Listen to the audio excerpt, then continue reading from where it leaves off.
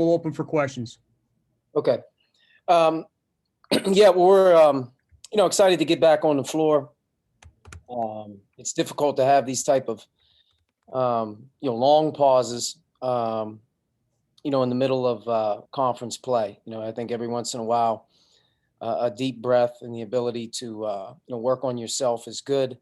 But I also think that long days and a long season can really wear on your guys. So we're anxious to get back to the court and play. Illinois having a terrific season. They're a great team. We played them realistically about a month ago, the day after Christmas, and was a tightly contested game. And they were able to make some plays in transition in particular late in that game, coming down the stretch that gave them some breathing room. And, they were able to pull it out. But looking back on that game, there's some things we can take from it. There's some things we obviously have to do a lot better at.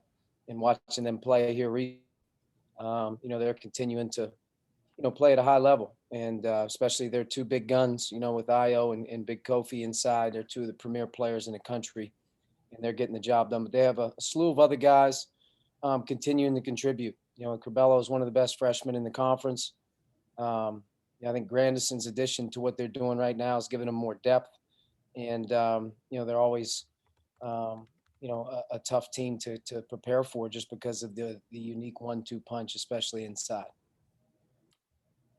All right. First question, John Blau. We talked about that first matchup. Obviously, Ayo went off in the second half. I mean, when you look back on that, are there things specifically you feel like you guys can do better the second time around? And obviously, with this long break, the last time you guys played Iowa, you were really able to bear down defensively, and you credited a lot that week of practice to that. So, do you feel like you're in a similar position this time around, maybe from what you see in practice? I think just from a practice standpoint, we're continuing to try to hone in on our fundamentals, defensively. We had a great opportunity against Iowa, played extremely hard, and it wasn't the same against Rutgers. So I think consistency is a big thing, and our effort level just in general hasn't been as consistent, on that end of the floor. It's something that as we head into February here and with a lot of games left, we're going to have to be better in that end. But preparing to play against Illinois, you really, you have to be smart. I think Io's a guy that can really hit you up a lot of different ways, and there's no single way that you can really hone in on him. He's great in transition, shoots the ball extremely well in transition in the half court, with his size and athleticism and talent. He gets to the basket when he wants.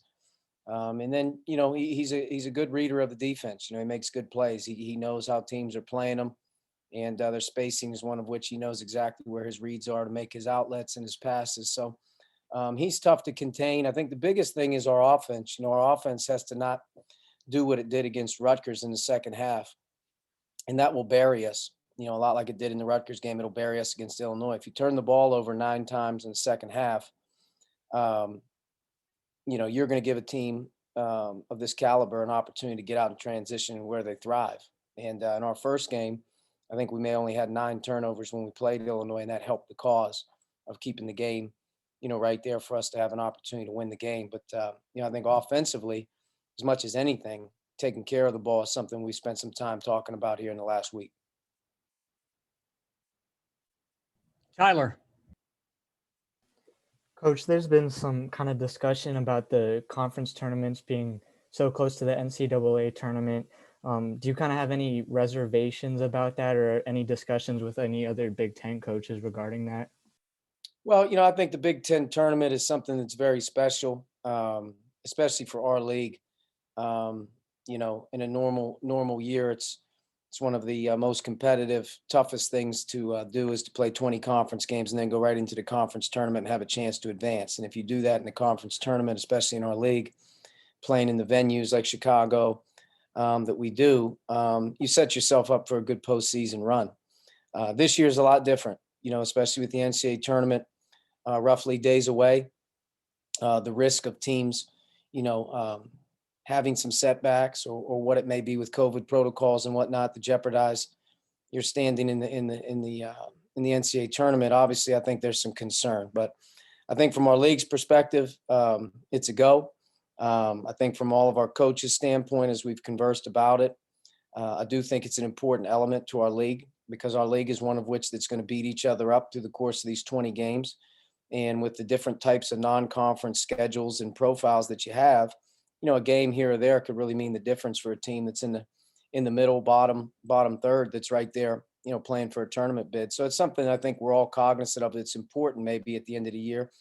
I also think there's some teams that have gone through some things here in the last couple of weeks that look at it and say, this could really be something that could derail us as we have an opportunity to approach postseason. So I think as it gets closer, each day will give us more information on what the right thing is to do. I know we'll do the right thing as coaches and be on the same page whenever that happens. But as of right now, it's something that we're planning on doing and excited to get to. Jeff. Hey, Coach, after long layoffs, we've heard some coaches talk about concern about rust. Other coaches have talked about, hey, we got a little rest. We needed it. Where are you at with your team? Do you feel, which way are you leaning? We're worried about the rust, or, hey, we feel good, we're a little rested? I think our biggest thing here in these last couple of weeks has been our health. We have a banged up team. Armand has been playing, realistically since the Maryland game on a hobbled ankle. He's re-aggravated multiple times in the games that he's returned, and he's had a hard time practicing. So trying to get a guy like him back. Galloway, who's also been out with a back injury, has yet to really resume activity. And we're trying to, get him as fresh as we possibly can. And then you have your normal wear and tear as you head into February with guys that have played a lot of minutes. So I think resting and trying to get recovered is something that we've tried to do a good job of here in the last week or so. Especially after this one, because after this game starts on Tuesday, it's going to be an onslaught in the next 30 some days to get the remainder of our schedule in with 2 games that have yet to be added. So health has been something that we've concentrated on and tried to be mindful of. We've also tried to work. I think it's important to continue to work, even though it is shorter times, to try to stay sharp and keep competing and keep working on your stuff. And teams that are coming to practice at this time of year that have purpose and work tend to find a way to play better at the end of the year, and that's what we hope to do. Zach. Archie, I guess kind of returning to the conference tournament, I'm certainly not asking you to trash Chicago, but I think there's been some talk about potentially bringing it to Indy so that teams that make the NCAA tournament basically can just stay there from a safety perspective and not have to kind of worry about going away and then coming back, obviously, for the NCAA tournament. I mean, I know it's unorthodox. I know it's weird, but is that something that I guess, at least to some degree, makes sense in your mind just because of the sort of strange protocols everybody's going to have to follow this March? Yeah, I think it does make sense if that were to happen. It protects the teams that are in the tournament with less travel.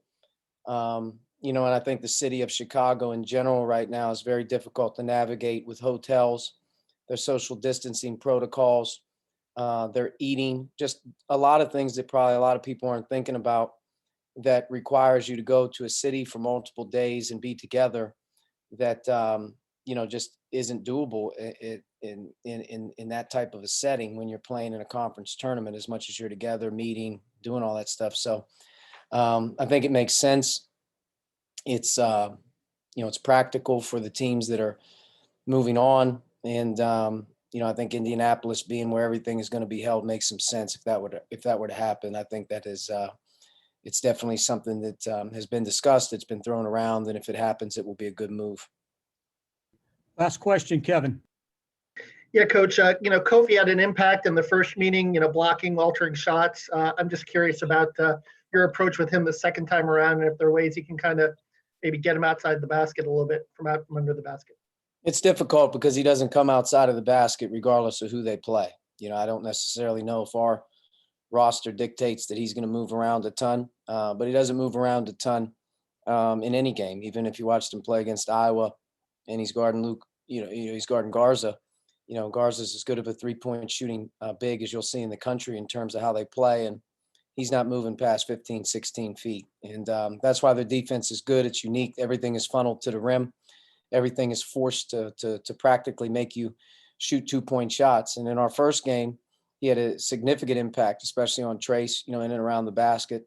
Very similar to the Rutgers game, where 2-point shots are very, very hard to come by with him being in front. I think the unique thing is with those guys is they don't foul either. They do a great job of playing hard, but at the same time, they do a great job of keeping things in between the basket where there's not a lot of fouls called. In our first game that we played them, our free throw rate and just in general getting to the foul line and generating free throws is a big part of our offense, and it's something that was non-existent in our first game. And if you watched them play against Iowa the other night, there wasn't a personal foul called in the last 10 minutes of the game.